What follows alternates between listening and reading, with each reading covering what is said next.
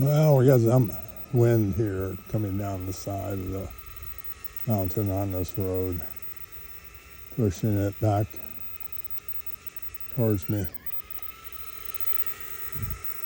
The V995 mini drone is easily carried away by the wind. It'd be challenging. Okay, let's get my act together here.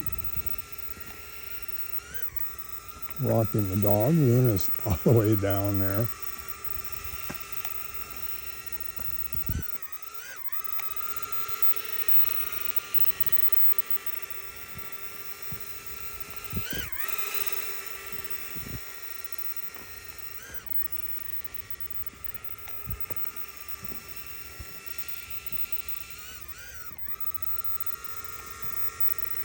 I have to set it on the ground for the IMU to get stabilized. Still haven't figured out how to hand launch it. Definitely can hand grab it at the end and flip it upside down and it'll turn itself off.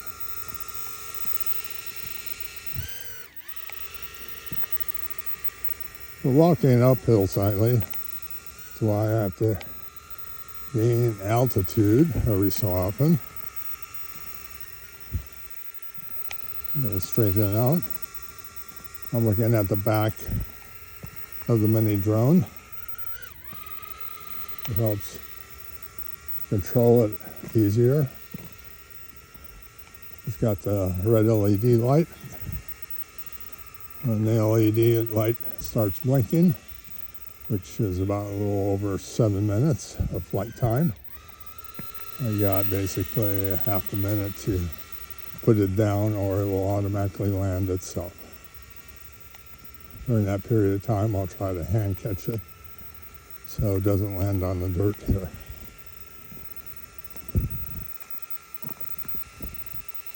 The key of flying is not jerking the controls or jabbing them, but slightly smoothly put constant pressure.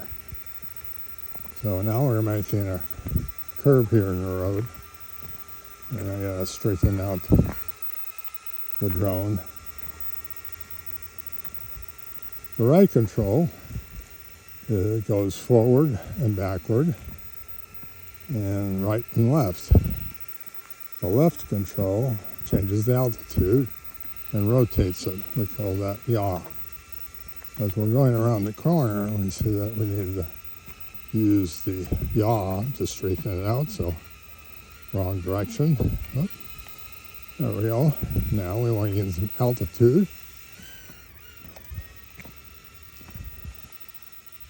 And we go up the road here. There we go, straighten it out just a little.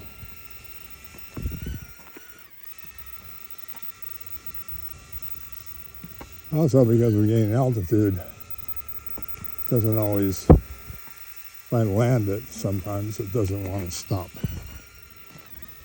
And what you can do is use the emergency stop to stop it after you get close to the ground.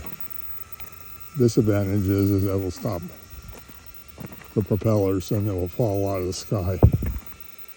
Definitely something you don't want to do.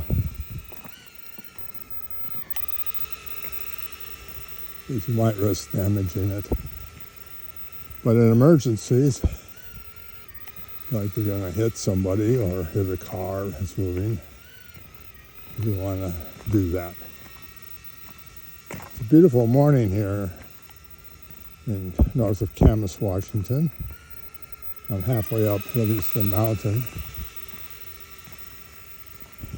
I've checked the charts, FAA charts, and I'm outside of the Portland PDX, they call it KPDX, sea airspace, but I'm within a E extension of that to the northeast. E extension starts at ground right here underneath my feet and then continues up, and then goes up to just slightly below 18,000 MSL. That's mean sea level. It's controlled airspace, but it's somewhat special in that I do not need ATC clearance, or what they call LANC, low altitude authorization and capability. Excuse me, no. Let's try that again. LANC. LAANC, which stands for, oh, here we go. It's blinking. So, since the wind's blowing it towards me, I'm just going to do a catch. And I notice I just flip it upside down, and the propellers will stop. So here we go. Blinking, I turn it off, and turn this off.